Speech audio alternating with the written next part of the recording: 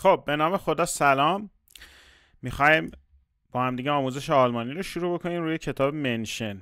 خب ما زبان انگلیسی رو به صورت کلاسیک از مدارس میشناسیمش یا آشنایی نسبی داریم، ولی با زبان آلمانی هیچ آشنایی نداریم، برامون یه چیز جدیده.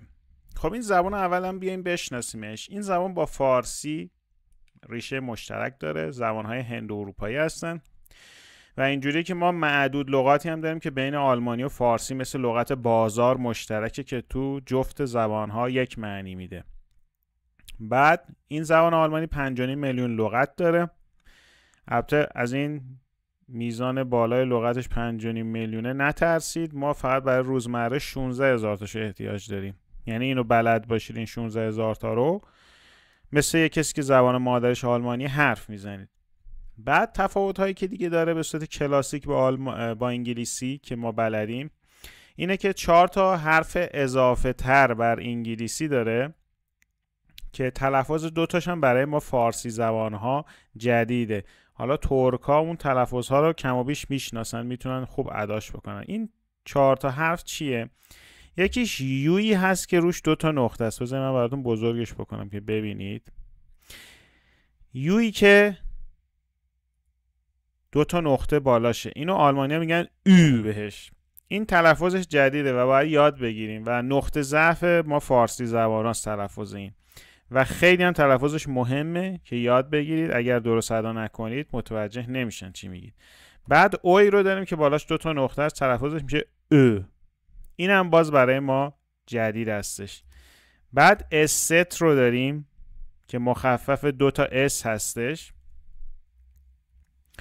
و صدای س میده و یه ای هم داریم که بالاش 2 تا نقطه است، صدای ا میده که این صدا رو دیگه میشناسیم. فقط صدای او و او هستش که برای ما جدیده. بعد علاوه بر این ما اسامیمون توی زبان آلمانی جنسیت دارن، اینم باز برامون جدیده. یعنی این میزی که من روش دارم این ویدیو رو ضبط میکنم، یا مثلا اون گربه‌ای که روی دیوار خونتون راه میره، اینا جنسیت دارن. گربه مثلا مؤنثه یا این میزه مذکره.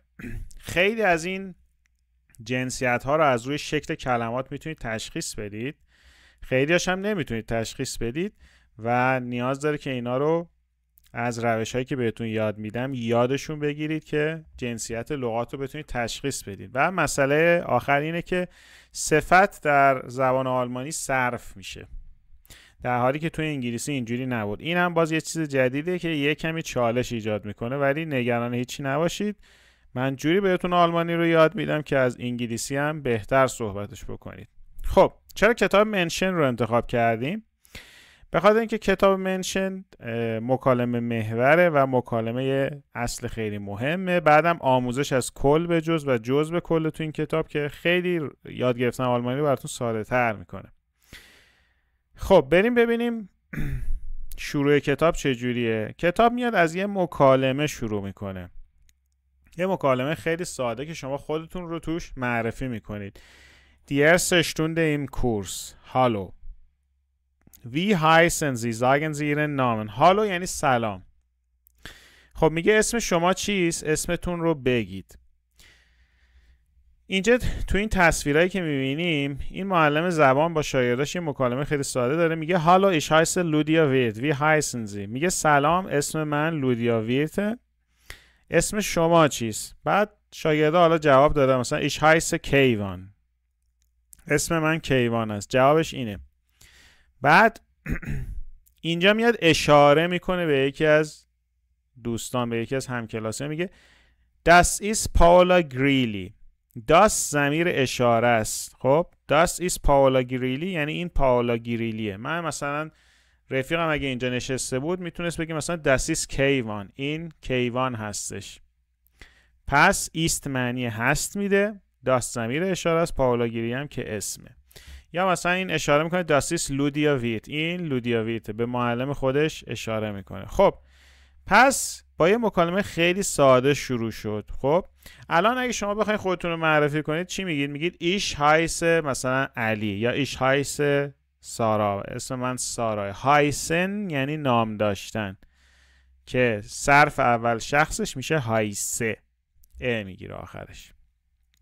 با این مکالمه شروع کردیم و میرسیم به درس 1. خب قبل از اینکه استارت درس 1 رو بزنیم، شما باید اولا دیکشنری فرامرز بهزاد رو تهیه بکنید. دیکشنری خیلی عالیه.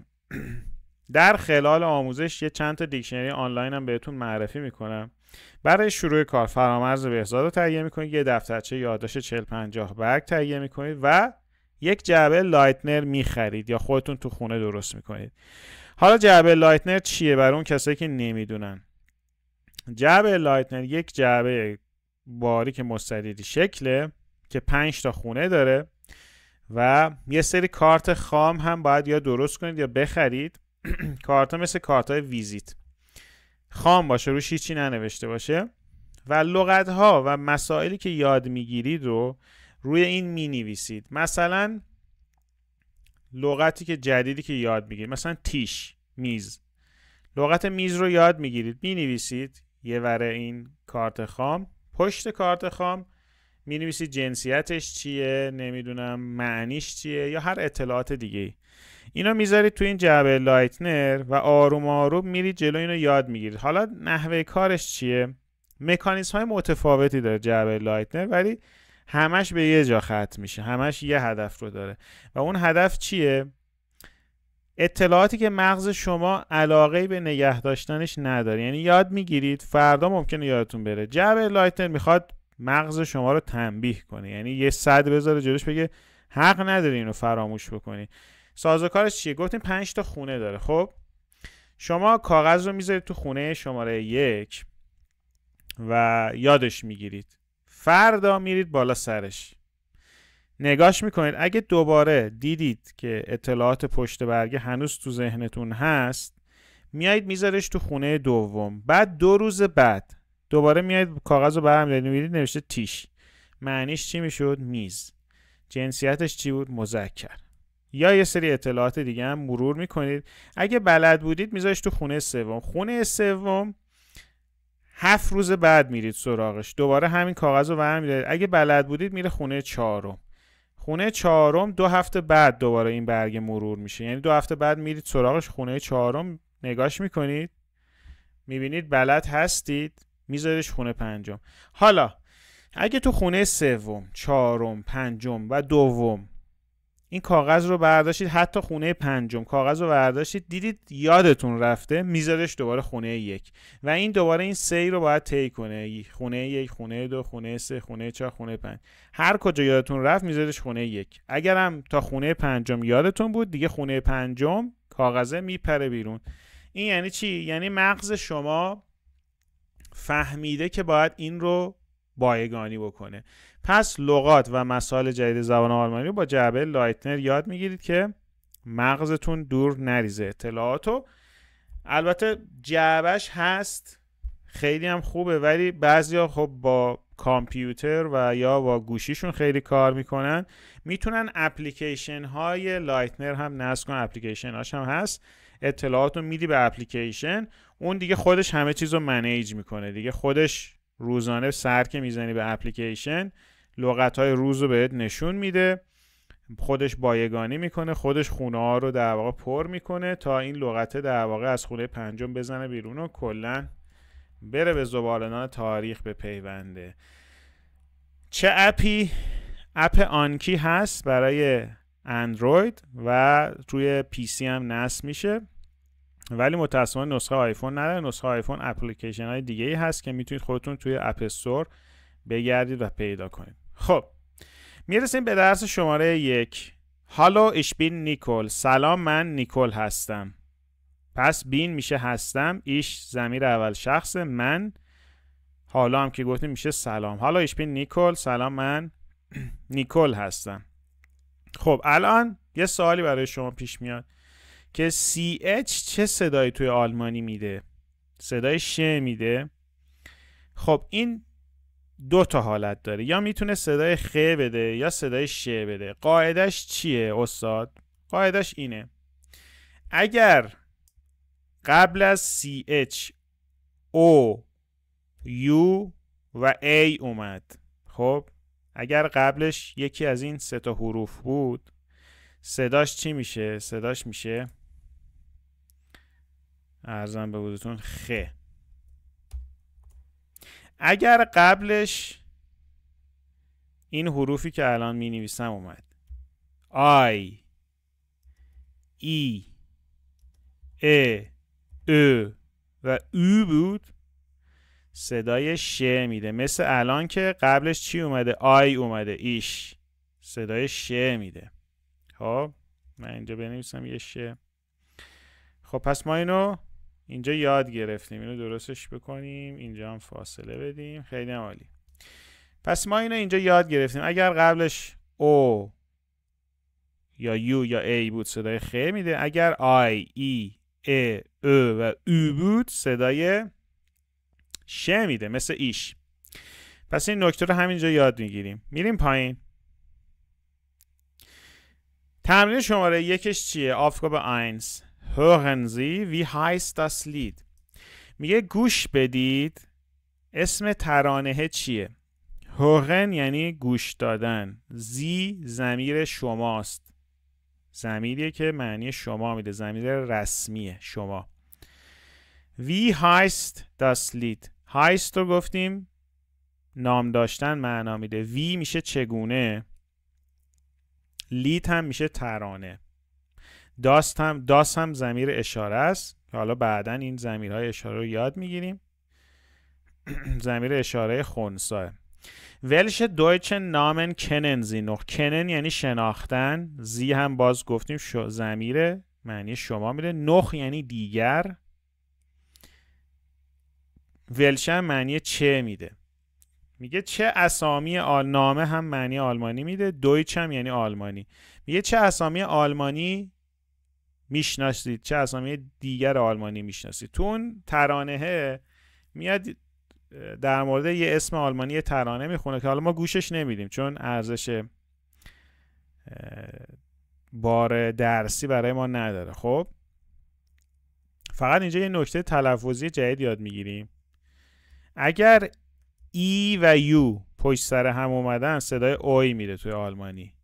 برای همین ما این کلمه دویچ رو ولش دویچن نامن، دوی به خاطر ایو پشت سر هم صدای اوی میده. خب حالا میگید صدای چه از کجا میاد استاد؟ بله صدای چه هم از اینجا میاد. الان براتون مینویسم. خب اینو ما جاشو عوض بکنیم، ببریمشون بالا. هرگاه TSCH پشت سر هم اومدن ما صدای چه داریم، مثل اینجا دویچ میبینید TSCH اومده، صدای ش داریم ما اینجا دوستان. خب اینم میذاریمشون بالا. پس اینم اینجا یاد میگیریم، بنویسید اینایی که نکتهایی که بهت میگم تو همون دفترچه یادداشتت مینویسیم. تمرین شماره 2. Und wer bist du؟ و تو کی هستی؟ ور یعنی چه کسی، und یعنی و، بیست هستی، دو هم یعنی تو. پس ما ضمیر زی رو یاد گرفتیم، میشد شما. الان دو رو یاد میگیریم میشه تو. und wer bist du؟ و تو کی هستی؟ بعد اینجا یه تمرینی داریم میگه hören Sie گوش بدید und kreuzen Sie an و ضربه در بزنید. خب ببینید، خب این دو نفر چی میگن؟ یکیشون میگه ich heiße وینفرید oder پاکو. دو تا گزینه داره، هم میتونید وینفرید رو بزنید هم پاکو رو. دختر میگه ich bin نیکول oder وینفرید. نیکول و وینفرید دو تا گزینه داره. خب اینو میریم الان گوشش میدیم ببینیم که باید کدوم گزینه رو بزنیم. فقط یه نکته قبلش اینجا گفتیم hören Sie und kreuzen Sie an. kreuzen یعنی ضرب در زدن. حالا شما میگین که kreuzen، چرا تو میگی kreuzen؟ ما یه سری افعالی داریم توی آلمانی بهش میگن افعال trennbar یا جدایی پذیر. خب مثل این در واقع اینجوری بوده، kreuzen بوده. خب توی جمله که قرار گرفته این آقای kreuzen آنش افتاده آخر، ضمیر اومده بین در واقع پیشوند فعل که آن بوده و خود فعل. پس این افعال پیشوندشون وقتی تو جمله قرار میگیرن ممکن ازشون جدا شه بره آخر جمله. خب پس اینو توی ذهنتون داشته باشید. حالا بریم اینو گوشش بدیم ببینیم چی میگه.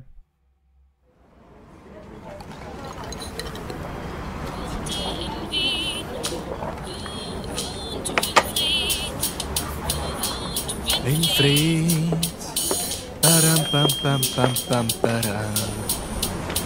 Winfried, param pam pam pam pam param. Winfried! Hallo, ich heiße Paco. Und wer bist du? Ich heiße Nicole. Param pam pam. خب دیگه باقیش هم که شعر میخونم. پس این اسمش چی شد؟ این پاکو شد، این آقاه، و این خانومم نیکول. پس اینجا پاکو رو ضرب در بزنید، اینجا هم نیکول. در واقع آن کرویسن بکنید، ضرب در بزنید. خب قسمت به کتن اشپیل یعنی بازی زنجیره، اشپیل یعنی بازی، کته هم زنجیر. خب ما یه خاصیتی توی آلمانی داریم، میتونید لغات رو به هم بچسبونید، یه لغت جدید بسازید. مثلا این اومده کته رو چسبونده به شپیل و یه لغت جدید ساخته. خب sprechen Sie، صحبت بکنید. sprechen یعنی صحبت کردن. خب حالا ممکنه شما بپرسید که استاد این اولش که اس اومده بود چرا صدای ش داد؟ بله اینجا یه نکته تلفظی داریم، اسپ و است. هرگاه اس بعدش پ یا ت بیاد، مثل این چیزی که من نوشتم، با صدای ش شروع میشه. مثل چی؟ sprechen. خیلی دقت کنید بچه ها، این اشتباه اکثر زبان آموزاست. میگن اشپرشن، با ا شروع میکنن زبان آموزا. اشتباهه، با ا شروع نمیشه، میشه شپرشن، با ش شروع میشه. خب ما عادت داریم که یه مصوت بذاریم، یه او بذاریم دیگه اول کار. اشتباهه، این صدای اشپرشن نمیده، صدای شپرشن میده. پس ش رو میکشید و به عنوان حرف اول استفادهش میکنید.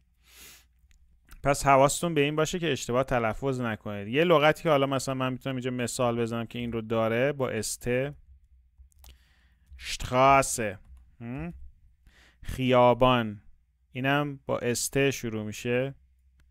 چجوری تلفظ میشه؟ شتراسه، خیابان. پس اینم یاد گرفتیم. حالا اومده اینجا چی گفته؟ یه مکالمه کوچیک داره، گفته هالو ایش بین بلا بلا اون ور بیست تو، و تو کی هستی؟ هالو ایش هایس بلا بلا. میگه من فلانیم، تو کی هستی؟ اونم میگه منم فلانیم. خب اینو میتونید همین الان خودتون تمرین کنید، خودتون رو معرفی کنید و اگر کسی کنارتون نشسته باتون داره یاد میگیره از اون بپرسید و تو کی هستی و اونم خودش رو معرفی کنه و اونم دوباره از شما بپرسه. خب اگرم کسی رو ندارید میتونید بشینید جلو آینه این کار بکنید. خب تمرین شماره 3 میگه zeichnen Sie einen Sitzplan. zeichnen یعنی رسم کردن، Sitzplan یعنی برنامه نشستن. یه برنامه نشستن رسم بکنید. خب notieren Sie die Namen. notieren یعنی یادداشت کردن، میگه اسم ها رو یادداشت کنید. نامم یعنی اسم. wer weiß die meisten Namen. چه کسی بیشترین اسامی رو میدونه، بلده. ور میشه چه کسی، وایس از فعل ویسن میاد، دانستن. چه کسی سوم شخصه، چه کسی بیشترین، از مایستن یعنی بیشترین، نامه هم که اسم میشه. چه کسی بیشترین اسامی رو میدونه. خب این بازیه که ما انجامش نمیدیم، نیازی بهش نیست، خیلی جذابیت نداره برامون. حالا ما تو این کادرآبیه چی داریم؟ تو این کادرآبیه میگه چی قراره یاد بگیرید. قسمت وردفلدا، قسمت واژگان، کشورها رو یاد میگیرید، الفبا رو یاد میگیرید. قسمت هوغن و اشپرشن، گوش دادن و صحبت کردن، در واقع بگروسن، چاق سلامتی، فرابشیدن، خداحافظی رو یاد میگیرید که مثالاش رو زده. مثلا ناختن بفیندن فراگن، در مورد حال و احوال پرسیدن، ویگتس و اینها. گراماتیک چی یاد میگیریم؟ صرف فعل. کنیوگاسیون رو یاد میگیریم، زینگولار برای افعال مفرد. خب اینو حالا رهاش بکنید، میریم جلو میبینیم چی بوده جریان. خب یه سری اسامی جدید به ما یاد میده در مورد همین چاق سلامتی این بالان. یکیش چیه؟ مثلا هالوه که میشه سلام. هالو عمومیت داره، همه جا میتونید استفادهش بکنید. بعد گوتن تاگ رو داریم، یعنی روز بخیر، از ساعت 12 ظهر یا 11 ظهر. نرمش 12 است ولی بین 11 و 12 هم آلمانی‌ها استفاده میکنن. از ساعت 12 ظهر تا ساعت 6 بعد از ظهر میگیم گوتن تاگ. گوتن مورگن یعنی صبح بخیر، از ساعت 6 صبح تا 12 یا 11 ظهر حدوداً. گوتن آبن رو داریم، یعنی عصر بخیر، از ساعت 6 به بعد استفاده میشه. پس این 4 تا رو ما یاد میگیریم در مورد چاق سلامتی. حالا میریم صفحه بعدی، بالای صفحه بعدی لغت‌های جدید رو یاد میگیریم که اونا هم در ادامه همین هاست. خب تمرین شماره 3. این ساعتایی که گفتم بنویسید زیر اینا که یاد بگیرید. زیر حالا هم بنویسید، عمومیت داره، هر تایمی دلمون بخواد میتونیم استفاده کنیم. خب تمرین شماره 3. Ich komme aus Mexiko. خب میگه من از مکزیک میام. پس کومن یا همون کومه که اینجا هست صرف شده اول شخص میشه آمدن. Ich komme aus aus حرف اضافه است به معنی از. مکزیک هم که خب میشناسیم. wer sagt was، چه کسی چه چیزی میگوید. پس sagt میشه میگوید. ما همینجا یه نکته رو یاد بگیریم. فعل در حالت مصدری در آلمان آخرش en میگیره. خب مثل الان این سوم شخص صرف شده زاکت. خب مصدرش چیه؟ مصدرش زاگنه، گفتن. آخرش en داره. اگه بخوایم ریشه فعل رو به دست بیاریم بچه‌ها چیکار میکنیم؟ میایم این en آخرش رو، این en آخر رو حذفش میکنیم. یعنی ریشه فعل گفتن یا زاگن چی میشه؟ میشه زاگ. خب پس اینو یاد بگیرید. ریشه فعل رو بخواید به دست بیارید باید en آخر رو از مصدر بزنید تا ریشه رو به دست بیارید. این به چه دردتون میخوره؟ برای صرف فعل به دردتون میخوره در حالت اول شخص، دوم شخص، سوم شخص و الی آخر. خب wer sagt was، چه کسی چه چیزی میگه. hören Sie das Gespräch weiter und ordnen Sie zu. میگه مکالمه رو ادامش رو گوش کنید و مرتب کنید. اینجا سو ordnen یه فعل جدای پذیره، مرتب کردن. hören هم یاد گرفتیم. Gespräch یعنی چی؟ یعنی مکالمه. زیرش بنویسید weiter یعنی ادامه. میگه ادامه مکالمه رو گوش بدید و مرتب بکنید. خب بریم ببینیم این مکالمه جریانش چیه. گوشش بدیم. Aufgabe 4 1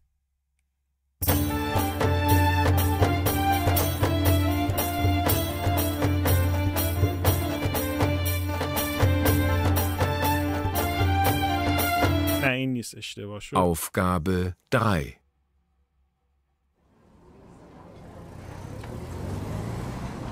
Woher kommst du, Paco? Aus Spanien? Nein, ich komme aus Mexiko. Aus Mexiko? Wow. Und woher kommst du? Nein, Moment. Du kommst aus Deutschland, hm? Aus der Schweiz? Nein, ich komme aus Österreich. Aus Österreich. Badam, bam, bam, bam, bam, bada. خب مکالمه بین این دو نفر رو دوباره گوشش دادیم و بین پاکو و نیکول. میگه woher kommst du aus Spanien، میگه از کجا میای تو؟ از اسپانیا. دو رو گفتیم میشه تو. woher پس چی میشه اینجا؟ woher میشه از کجا. خب و معنی کجا میده توی آلمانی. woher از کجا. خب میگه از اسپانیا. میگه nein ich komme aus Mexiko. میگه نه من از مکزیک میام. پس nein میشه نه. بله چی میشه به آلمانی؟ بله میشه یا. خب میگه که du kommst aus Deutschland. تو از آلمان میای. آره. خب اینجا یه نکته تلفظی که داشتیم، گفتیم دویچ چی میشه. خب ببین اینجا باز داریمش، دویچلند. تلفظش رو نگاه کنید، به خاطر EU و TSCH که میشه دویچلند. آلمان. تو از آلمان میای. بعد در ادامه دوباره میگه آوستریشوایس، از سوئیس. پس شوایس میشه سوئیس. اینجا نکته تلفظی داریم، هرگاه SCH پشت سر هم اومدن صدای ش میده. اوکی؟ پس اینو مد نظر قرارش بدید. Ich komme aus Österreich. من از اتریش میام. خب اینجا همون اوی که بالاش 2 نقطه رو داریم، صدای او میده، یعنی Österreich. اوکی؟ حالا یه نکته دیگه، آر بذارید بنویسم براتون چه صدایی تلفظی توی آلمانی داره. یه صدایی بین ق و ر. مثل چی؟ Österreich. مثل کشور خودمون ایران، میگیم ایران، نمیگیم ایران، میگیم ایران. یه صدایی بین ق و ر تلفظ میکنیم. خب بریم قسمت ب میرسیم. ارگنسن زی اون فرگلایشن زی میت آ. ارگنسن یعنی تکمیل کردن، فرگلایشن یعنی مقایسه کردن. میگه تکمیل کنید و با آ مقایسه بکنید. اینجا یه باکس گراماتیک داریم ما، میخواد صرف فعل دوم شخص و اول شخص رو بهمون یاد بده. چی میگه؟ بذارید من اینو بزنمش بالا. خب میگه ووهر کم جای خالی دو. دوم شخص این فعلمون کمنه الان. خب اومده نوشته کم. کمه چیه؟ ریشه فعل ماست. خب ای انشو زده، اومده این کمنه رو اینجوری ای انشو پاک کرده شده کم. ریشه فعل رو اول به دست آورده. بعد میگه ووهر کم جای خالی دو. دوم شخص به ریشه فعل باید چی بچسبونیم تا صرف بشه؟ است باید بچسبونیم. است. این میشه دوم شخص. ووهر کمست دو. ووهر کمست دو. حالا اول شخص به ریشه فعل چی بچسبونیم؟ اول شخص میچسبونیم، میشه کمه. پس دوم شخص مفرد خودمونی شد استه، اول شخص شد پس اینجا میشه ایش کومه آوس مکسیکو. حالا هر فعل دیگه ای بهتون دادن ریشش رو اینو از حالت مصدری میکنید، ریشه به دست میاد، به ریشش اون چیزی که دوست دارید رو میچسبونید. من این دوتا رو پاکش میکنم که جلوی دیدمون رو نگیره. اینجا یه باکس اینفو داریم، میگه چی؟ aus Deutschland oder Spanien oder Wien. پس به وین اتریش، پایتخت اتریش. تو آلمانی ما میگیم وین نمیگیم. میگه از آلمان، اسپانیا یا وین.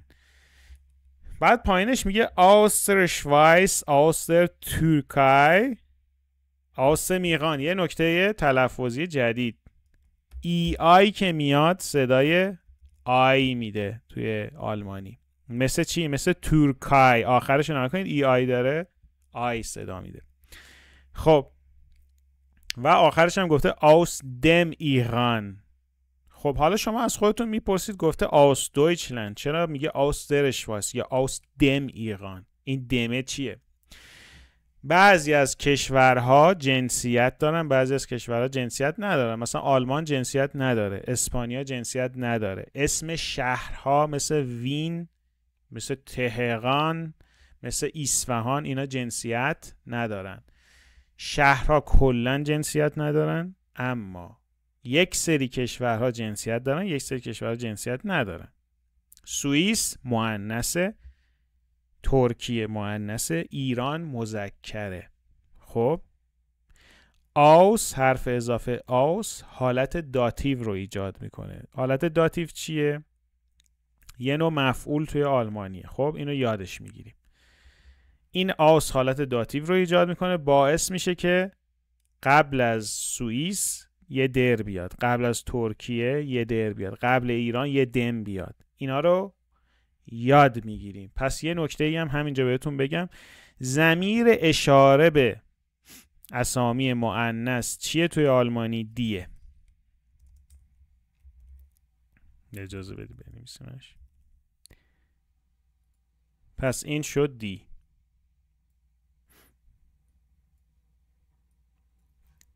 ضمیر اشاره به مذکر چیه؟ در. خنثی چیه؟ داسه. اینو من بزرگش کنم که قاطی نکنید. به این شکل. پس دی برای مؤنث، در برای مذکر، داس برای خنثی. داس ضمیر اشاره کلی هم هست، یعنی به چیزی بخواید اشاره کنید، مثلا این میزه، اون آقاه، از داس میتونید استفاده کنید. خب اینم پس یادداشت بکنید. تمرین شماره 4. woher kommt die Musik؟ آهنگ از کجا میاد؟ ببین ما یاد گرفتیم ضمیر اشاره به مؤنث چیه؟ دیه. موزیک الان اینجا آرتیکلش دیه، ضمیر اشارهش دیه. پس موزیک چیه؟ موزیک مؤنث. اینو یاد گرفتیم. میگه این موسیقی از کجا میاد؟ هورنزی اون اوردنزی سو. گوش بدید و مرتب کنید. خب ما این الان سرود کشوراست، گوشش نمیدیم، نیازی نیست. فقط کشوراشو یاد میگیریم. یکی ایران خودمونه که گفتیم مذکره، یکی استرایشه که جنسیت نداره، اسپانین، اسپانیا که جنسیت نداره، یکی فرانکرایش، فرانسه است، جنسیت نداره، یکی ترکیه که مؤنث. تمرین شماره 5. wer sagt was؟ چه کسی چه چیزی میگه؟ hören Sie das Gespräch weiter und kreuzen Sie an. میگه این مکالمه رو ادامش رو گوش بدید و ضرب در بزنید. خب چی اینجا گفته؟ یه مروری میکنیم بعد میریم گوشش میدیم. 3 تا شخصیت داریم. یکی پاکو، این بابای مکزیکیه، یکی نیکول، این خانم اتریشی است، و یکی هم فراو واختا، خانم واختا هستش اینجا. فراو یعنی خانوم. اوکی؟ آقا چی میشه؟ الان آقایون میپرسن آقا چی میشه؟ میشه هر. به این صورت نوشته میشه. خیلی هم عالی. حالا آ میگه ویگتس. ویگتس یعنی حالت چطوره؟ ویگتس. ب میگه گوت دانکه. گوت یعنی خوب، دانکه یعنی ممنونم، خوبم، ممنونم. 3 اون ویگتس اینن یا ویگتس اینن، میگه و حال شما چطوره؟ پس اینن اینجا میشه شما. حالا شما میگی مگه زی نمیشد شما؟ بله این همون زیه که در حالت داتیو قرار گرفته، تو اون حالت مفعولیه قرار گرفته، شکلش از زی تبدیل شده به اینن. اینو یادش میگیرید، الان زودتونه، پس عجله نکنید، اینو بهتون یاد میدم. د میگه آخ گوت. آخ یعنی همچنین، آخ گوت یعنی منم خوبم. ا میگه das ist پاکو، میگه این پاکوه، اشاره کرده، اینو یاد گرفتیم. اف میگه گوتن تاگ، روز بخیر، فراو واختا، خانم واختا، روز بخیر خانم واختا. گ میگه woher kommen Sie، میگه شما از کجا میایید. ها میگه kommt aus Mexiko، او از مکزیک میاد. ای میگه auf Wiedersehen، به امید دیدار، هر رودریگز، به امید دیدار آقای رودریگز. هر رو یاد گرفتیم دیگه، هر رودریگز. خب بریم گوشش بدیم ببینیم جریان از چه قراره. شماره چند؟ 5. Aufgabe 5.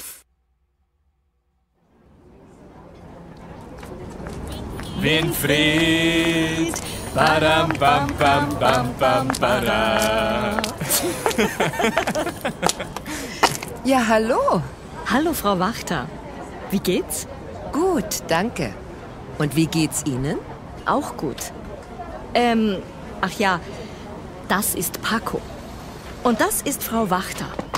Guten Tag, Frau Wachter. Guten Tag, Herr, Rodriguez.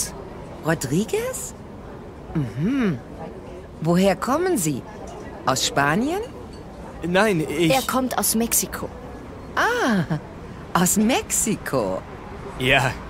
Tja, also, dann auf Wiedersehen, Herr Rodriguez. Auf Wiedersehen, Frau Wachter. Tschüss. Tschüss. خب تموم شد. خیلی هم عالی. حالا ببینید میتونید ضرب دراشو بزنید. اگه نمیتونید میتونید ویدیو رو بزنید عقب‌تر دوباره گوش بدید و تیکاشو بزنید ببینید درسته یا غلط. خب گزینه درست چیه؟ ب رو خانم واختا میگه، س رو همینجور، گ رو خانم واختا میگه و ای هم خانم واختا. نیکل آ رو گفته، د رو گفته، ا رو گفته و ها. پاکو هم کدوم میگه؟ اف رو میگه. خب اگر به این ترتیب زدید که درست بوده. آفرین. اگر هم اشتباهی هم دارید مشکلی نیست، اصلاحش بکنید. تازه اول راهید، یاد میگیرید. خب میریم صفحه بعدی، صفحه 11. اون بالا ادامه لغتامون رو یاد میگیریم. گوت ناخت. کی میگیم گوت ناخت؟ گوت ناخت زمانی که میخوایم بریم بخوابیم، شب بخیره.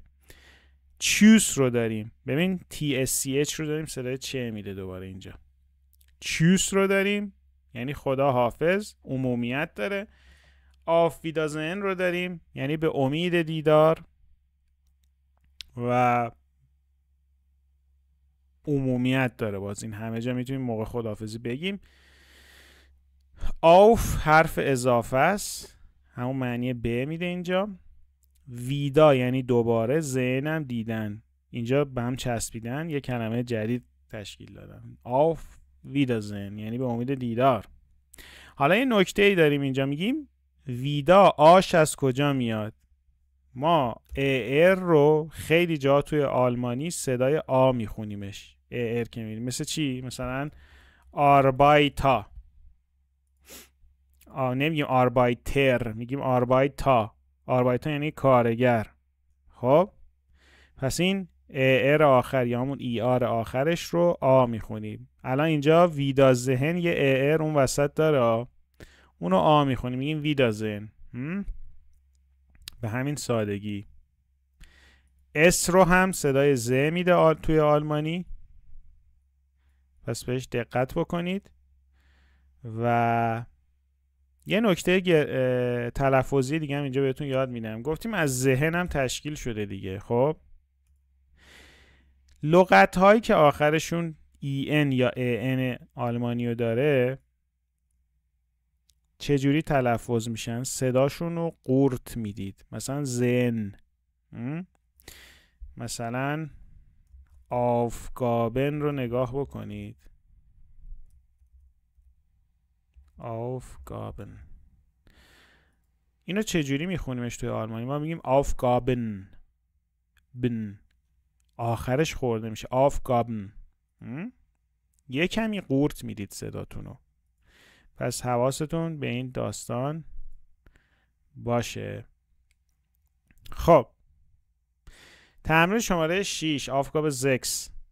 Woher kommst du؟ تو از کجا میای؟ خب Was sagt Frau Wachter؟ خانم واختا چی میگه؟ ergänzen Sie، تکمیل بکنید.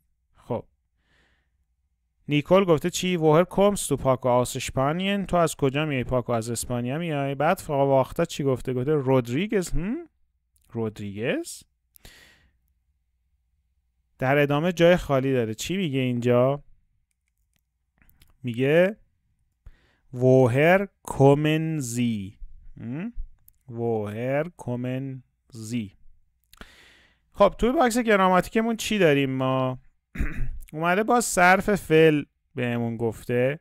حالت دو دوم شخصی که یاد گرفتیم یه بار دیگه بهمون گفته. حالا میگم چرا. اینا رو من پاک کنم. ببینید حالت دوم شخص گفتیم استه میگیره دیگه ریشه فعل. حالا هایسن ریشه فعلش، نام داشتن ریشه فعلش چی میشه؟ میشه هایس دیگه، درسته؟ بله شما بگید بله میشه هایس. خب من میگم است، گفتیم صدای سه میره دیگه، مخفف دو تا اس هم هست. حالا من بیام است به این بچسبونم که خب خیلی مسخره میشه دیگه. یه است دارم یه اس دیگه هم بهش بدم، صداشون یکیه، شکلشون یکیه، اون دو تا اس اینم باز اس. آلمانی هم میان چی میگن؟ میگن آقا کلماتی که در حالت ریشه‌ای، افعالی که در حالت ریشه‌ای به است ختم میشن، خب تو حالت دوم شخص که صرف میشن وقتی میخوای است بچسبونی اس رو بنداز، ت رو فقط بچسبون. مثل این الان شده هایست. درسته؟ پس اگر به است ختم میشد اون ریشه فعلت، دیگه اس رو بنداز، ت رو بچسبون توی حالت دوم شخص. حالا شما میگی دیگه چه کلماتی میتونن باشن که اینجوریان؟ من میگم هر کلمه‌ای که به است و اس، دوپل اس و ست ختم میشد، خب شما اگر خواستی حالت دوم شخص چیز کنی، در واقع صرفش بکنی، اس رو بنداز فقط ت بچسبون. خب ببینید ایکس هم هست. من ایکس رو الان اضافه کنم. ایکس هم پس هست. پس هر لغتی که، هر فعلی که بباشید ریشش به این حروف ختم شد، تو حالت دوم شخص فقط ت میذارید براش. حالا یه جدید هم یاد میگیم، زی، شما، زی رسمی، شما رسمی در واقع. وقتی صرف میکنید چی بهش اضافه میکنید؟ ان یا همون ان اضافه میکنید. کومن هایسن. خب پس اینم جدید یاد گرفت. حالا یه کادر اینفو هم اینجا داریم، میگه زی، شما، خط اشاره کشیده، پیکان کشیده به سمت فامیلین نامه. فامیلین نامه یعنی نام خانوادگی. چی میتونه باشه؟ مثلا هر رودریگز، آقای رودریگز، فراو واختا، خانم واختا. دو، تو، پیکان کشیده، فورنامه. فورنامه یعنی نام کوچک. نیکول، مثل پاکو. یعنی در واقع چی میخواد بگیم؟ میگه حالت رسمی ما با نام خانوادگی طرف رو صدا میکنیم، حالت خودمونی دو، تو، میایم اسم کوچکش رو میگیم. خب ب، گشپرش اوبن، مکالمه، تمرین کردن. اوبن یعنی تمرین کردن. دو اودا زی، تو یا شما. Arbeiten Sie zu viert auf Seite 73. میگه 4 نفری صفحه 73 رو انجام بدید. میتونید خودتون برید صفحه 73 این رو انجامش بدید. ما انجامش نمیدیم، نیازی نیست. هرچی شما اینا تمرینه، هرچی تمرین بیشتر بکنید بهتر یاد میگیرید. اون دیگه بر عهده خود شماست. 3. hören Sie noch einmal und ergänzen Sie. یه بار دیگه گوش بدید و تکمیل کنید. خب اومده یه سری لغت به ما داده و این لغت ها باید جایگذاری بشن توی جای خالی. گفته das ist Paco und جای خالی ist Frau Wachter. چی میتونیم اینجا بذاریم؟ خب چی داریم؟ تاگو داریم، کمت رو داریم، گوتن رو داریم، اغو داریم، داست رو داریم، آوس رو داریم. خب گفتیم ضمیر اشاره کلی چیه؟ گفتیم که در واقع ضمیر اشاره کلی ما داس هستش. پس میگیم das ist Paco und das ist Frau Wachter. خب گوتن جای خالی چی میتونه باشه؟ Frau Wachter. Guten Tag، روز بخیر Frau Wachter. اونم میگه Guten Tag Herr بلا بلا. در ادامه میگه kommt aus Mexiko. چیزی که قبلا هم شنیدیم. ما توی آلمانی ضمیر مؤنث و مذکرمون متفاوته. ضمیر مردانه است برای مرد کار میره، زی زنانه است.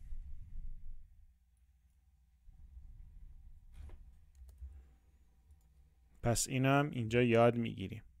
پس پسره از مکزیک میومد، مرده، پس رو انتخاب کنیم. kommt aus Mexiko، از مکزیک میاد. aus Mexiko. یا هم که میشه بله. خیلی هم عالی. این رو پرش کردیم. باکس گراماتیک میخواد چی بهمون یاد بده؟ صرف فعل حالت سوم شخص مفرد برای و زی. چی میگیم؟ ت میذاریم. کومن انشو میندازیم، ت میذاریم، میشه کمت. صرف شد برای حالت سوم شخص. حالا یه فعل جدید اینجا داریم که شنیدیمش، ولی زاین یعنی بودن. خب حالا زاین رو اگه بخوایم صرفش بکنیم بی قاعده است. اوکی؟ جزو افعال بیقاعده تو آلمانی. صرفش قاعده نداره که شما مثلا ریشه‌شو به دست بیاری یه چیزی بهش بچسبونی، باید حفظش بکنی. شنیدیمش هم قبلا. ایش بین، من هستم. میبینید بیقاعده است. دو بیست، تو هستی. oder sie ist. خب sie شما رسمی sind اینجوری صرف میشه. خب حالا فعلا این 4 تا حالتشو یاد بگیرید، بقیهش رو بهتون یاد میدیم. خب تمرین شماره د. Bekannte Persönlichkeiten. Wer ist das? Das ist بلا بلا. Bekannt یعنی شناس. Persönlichkeit یعنی شخصیت. میگه شخصیت های شناس مثل کی؟ مثل مامان مرکل، آنگلا مرکل که اینجاست، یا مامان ترزا. مامان ترزا هم اینجا گذاشته، موتا ترزا بهش میگن آلمانی ها. خب باز اینجا گفته صفحه 77 همین کتاب میتونید در واقع تمرین بکنید، در مورد شخصیت ها صحبت بکنید. یعنی اینکه مثلا معرفیش کنید به آلمانی، مثلا بگید داسیس آنگلا مرکل، داسیس موتا ترزا، در همین حد. خب تمرین شماره 7. Was sagen die Personen? Personen یعنی اشخاص. Was چه چیزی. Was sagen die Personen؟ sagen رو پس یاد گرفتیمش دیگه. میدونید میشه گفتن.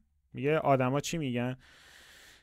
hören Sie noch einmal und ordnen Sie so. میگه یه بار دیگه گوش بدید و مرتب کنید. ما گوشش نمیدیم، نیازی نیست یه بار گوش دادیم. شما اگه دوست داشتید میتونید ویدیو رو بزنید عقب و دوباره گوش بدید. خب اینا اصطلاحاتی که استفاده شد. ویگتس یعنی چطوری، حالت چطوره. ویگتس اینن یعنی حال شما چطوره. ویگتس دیا یعنی حال تو چطوره. این اینن گفتیم زی بود، تبدیل شد تو حالت داتیو به اینن دیگه. این دیا چیه؟ دیا دو بوده، در حالت داتیو تبدیل شده به دیا. این شکلی. خب اینا هم حالت داتیو هم حالت مفعولی داتیو هم یاد میگیریم. sehr gut danke، خیلی خوب ممنونم. gut danke، خوب ممنونم. auch gut، منم خوبم. مثلا یکی شما حالشو میپرسید میگید ویگتس، این میگه gut danke. und ihnen یا میگه und dir میگه و تو میگی چی؟ auch gut، منم خوبم. پس اون میگه خوبم، شما در جوابش میگید auch gut، چون auch معنی همچنین میده. اوکی. es geht یعنی بدک نیستم. es geht یعنی بدک نیستم. آخریش هم nicht so gut یعنی تعریفی ندارم، اونقدر خوب نیستم. nicht پس چیه؟ منفی کننده است. ما پس قید منفی کننده هم اینجا nicht یاد میگیریم. حالا تو باکس کمونیکاسیون چی داریم؟ باکس ارتباطات یا ارتباط همینه. اومده فقط گفته تو حالت دو خودمونی چی میگیم؟ میگیم ویگتس، میگیم ویگتس دیا.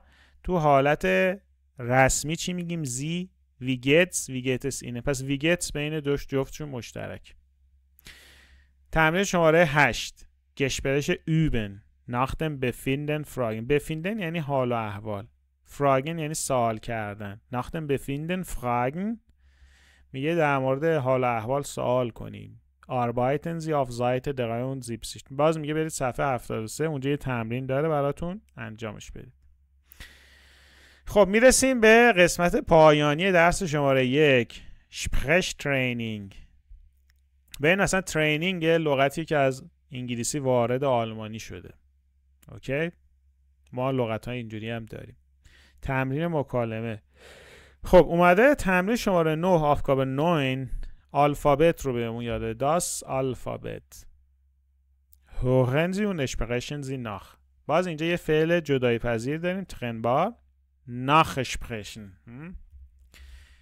nachsprechen یعنی تکرار کردن. وقتی که یکی یه چیزی میگه شما باید تکرارش کنید. میگیم nachsprechen. میگه گوش بدید و دوباره تکرار کنید. خب بریم گوش بدیم تلفظ الفبا رو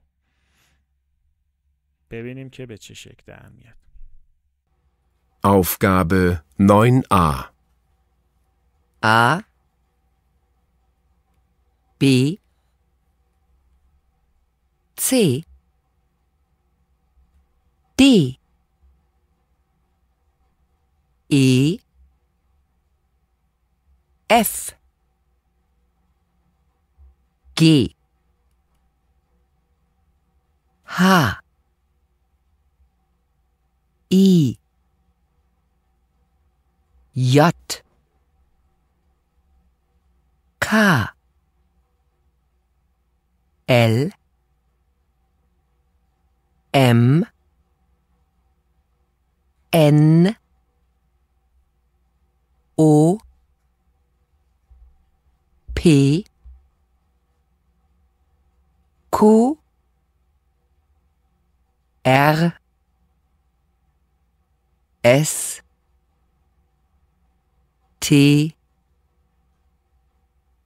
U,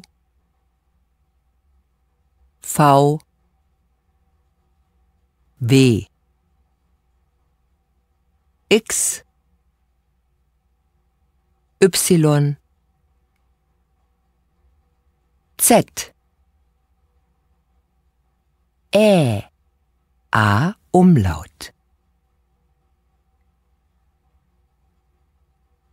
Ö, O, Umlaut,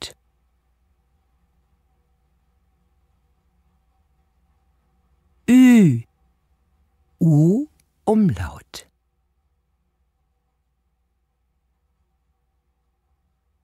S, SZ.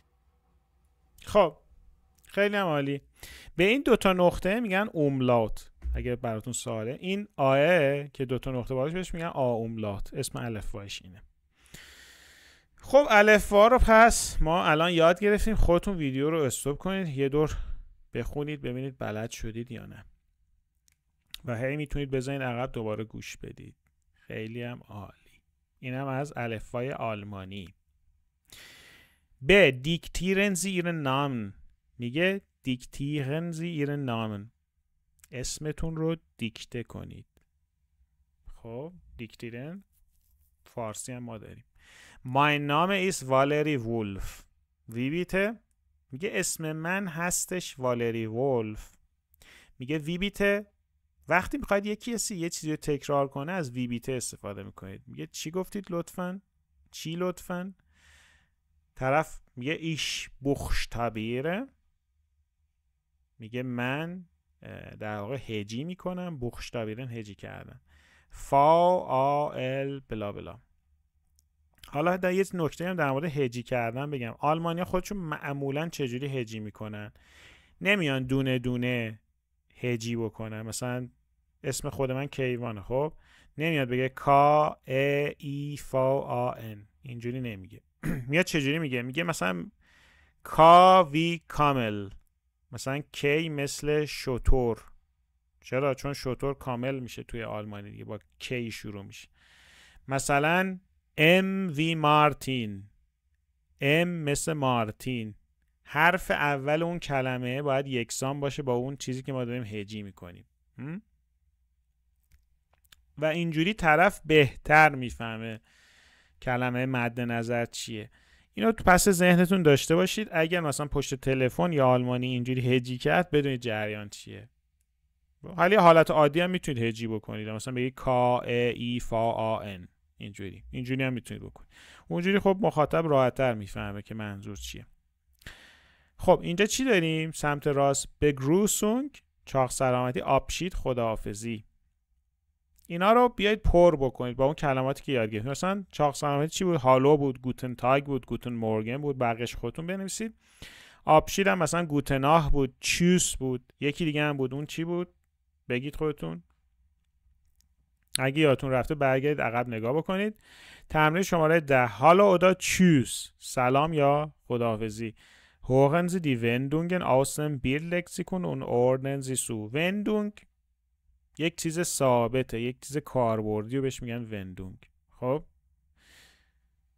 میگه وندونگای توی چیز رو گوش بدید. بید لکسیکون، لکسیکون یعنی دایره‌ال معارف، دایره‌ال معارف تصویری رو بهش میگن بید لکسیکون. اون اوردننزی سو، منظور از بید لکسیکون چیه؟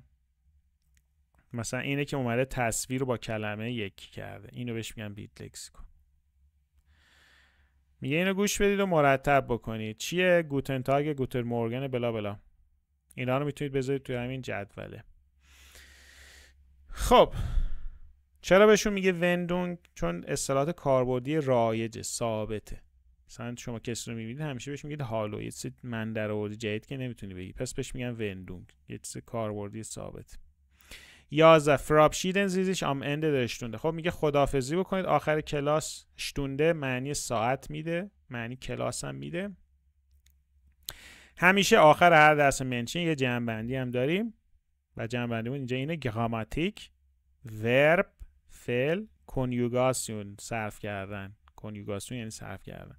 صرف فعل حالت مفرد: ایش، من، دو، تو، زی، شما، اغ، او، زی، او، مذکر مؤنث. صرفشون چی بود؟ گذاشته براتون یاد گرفتیم. زاین هم باز صرفش رو براتون من هم خودم نوشتم همینجا آورده، میبینید که بی قاعده است، حفظش میکنید.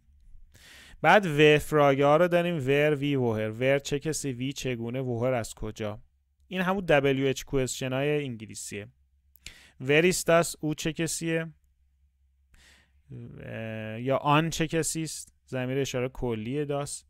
وی هایسنزی اسم شما چیست، وی یعنی چگونه. وهر از کجا، وهر کمسو از کجا میای. آوساگی یعنی اظهار نظر یا گفته اظهار نظر. چی داریم؟ مثلا اینجا ما طرف اومده گفته ایش هایس پاکو، اسم من پاکو. ایش کوم آس اوسترایش، من از اتریش میام. ماین نام ایست والری، اسم من هست والری. ماین ضمیر ملکیه یعنی مال من، نامم یعنی اسم. ماین نام ایست والری یعنی اسم من والری ولفه. کمونیکاسیون ارتباط. چیا رو داریم توی بحث نامه؟ وی هایسنزی رو داریم، وی هایستو رو داریم، ورزینزی، وربیستو. اینا همش وقتی میخوایم بپرسیم که شما کی هستید اینا رو به کار میبریم. جواباش چیا میتونه باشه؟ ایش بین نیکول، ایش هایسن نیکول، مای نام ایست پاکو رودریگز. بعد هرکونف یعنی مبدأ، جایی که ازش میایید. میگه وهر کومنزی، وهر کومستو. اینا رو میتونیم بپرسیم. طرف چی میتونه جواب بده؟ میتونه بگه ایش کوم آس مکزیکو، میتونه آس مکزیکو خالی هم بگه. چرا؟ چون این گذاشتش تو پرانتز دیگه، پس اینو میفهمیم. اگه کسی بهمون گفت مثلا وهر کومنزی، میگیم آستم ایران، از ایران. زیش اون آندر فورشتلن، خودتون. زیش یعنی خود، آندر یعنی دیگران، فورشتلن هم یعنی معرفی کردن. خود و دیگران رو معرفی کردن. مثلا داسیس پاکو، اودا داسیس فراو والتا. این اودایی که از دهن من در میاد یعنی یا. اینو بهتون بگم، اودا یعنی یا. داسیس پاکو اودا داسیس فراو والتا. کومت aus مکزیکو، اودا زی کومت aus مکزیکو. اینم پس معرفی کردن دیگرانه. با ضمیر اشاره میگیم. مثلا داسیس علی، داسیس سارا. خب معرفی میکنیم. مثلا کومت aus dem ایران، اون از ایران میاد. ناختم بفیندن فراگن یعنی حال احوال پرسیدن. مثل ویگیتس اینن، ویگیتس دیا. گفتیم ویگیتس رو برای هر دو حالت رسمی و غیر رسمی میشه استفاده کرد.